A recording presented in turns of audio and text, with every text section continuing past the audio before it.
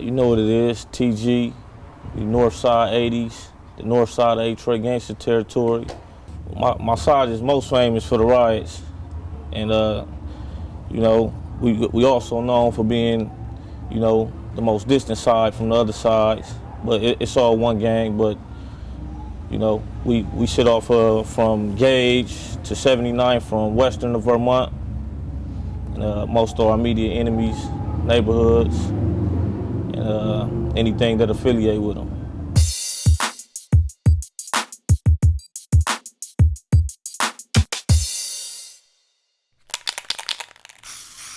Real patriotic about this side over here. And you know, I call myself the North Side kid. You know, that's just me really representing that I'm him. I'm him over here, you know. And it's not just me. I think every member from over here should feel like that. Yeah, I was born over here off of 65th and Western, between Western and Dinker. And been around here all my life, never left.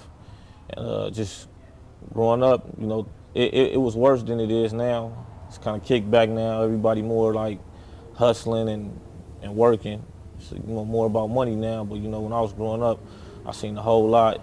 You know, that era was way more dangerous than it is now. And going to Horseman, and you know, it was crazy around here, real crazy. I was really influenced by a lot of that, and that's, you know, why I am who I am today. I didn't know what I was thinking about then. I didn't know what I wanted to do. I was still a kid. Only thing that was influencing me at that time was this neighborhood right here. You know, when you're young and you don't really see the bad parts of it too often. You more so see them hanging out, the cars, the women, the jewelry. That's the part you see. You know, it's just like a kid in the suburbs living next door to an NBA player, and he see the NBA player with the jewelry, the cars, and the women. It makes him want to be an NBA player. You know, you live in the hood, and the dope man from the hood live next door to you, and he having it all, make you want to be the dope man from the hood. Believe it, that every hood got ballers. Every hood got them. It's just how they present themselves. You know, I know dudes ride around in cars from the 80s still, buckets, that very wealthy, but just rather stay low and maintain. You get $1 million, you get a house in the hills, and you keep it grimy, and you still look grimy, and you know, you don't let the police know you got money. You know, that's how you last out here. This ain't nothing to glorify, you know, but I've been here already, so I got a certain, you know, like I said earlier, I got pride in it already. This ain't nothing I would, you know, tell nobody else to do. You know, even now when like, you know, even now when like young dudes walk up and want to do it, you know, I keep it real with them and tell them the real about this that wasn't told to me when I was younger. You know, I keep it real with them. You know, forget them cars and the jewelry and all that. You know, prison time and bullet wounds and, you know, going through a whole lot of bullshit. You still got the dudes that's stubborn though, that will tell a kid, you know, this the right way to go and all that shit. But for the most part, like most of us now, like, you know, we're not gonna stop you though. If you want to do it, come on home. But at least we gonna tell you what it's really about. We're not gonna sit up and tell you all kind of lies. We're gonna let you know what you're getting yourself into. Shout out to my nigga Ace Bone, 300. You know what I'm saying? Dirtbags. But yeah, he from 7 Tray, and one of their worst enemies is Bloods, the Swans. And you know, but they don't beef with all Bloods. You know, and we don't really beef with too many Bloods. You know.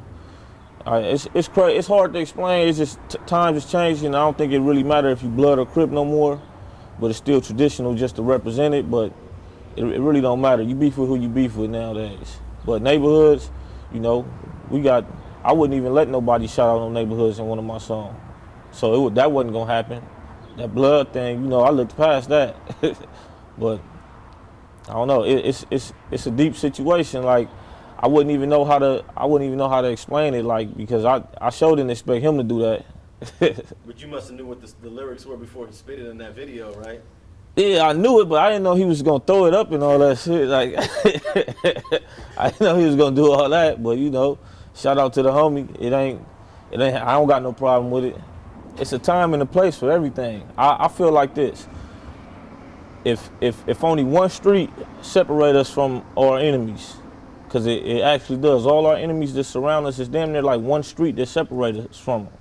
So I feel like, why would I go all the way to Sunset? Why would I go all the way be on Cahuenga somewhere, tripping on my enemies in the club, when I ain't had to go down there to do that? I could just take my ass right across Western. So when I'm out at clubs, I was just at a pool party the other day, a crazy pool party.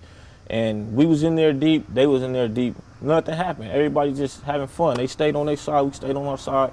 Everybody enjoying themselves, you know?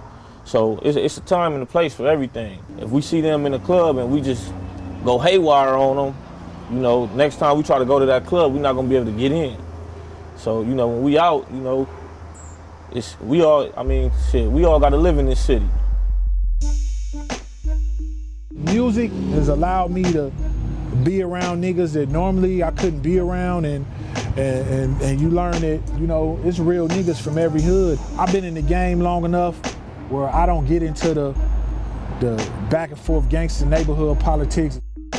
You know, had I not got out of prison, I wouldn't have been able to put myself in a position to where I could even try to reclaim my name.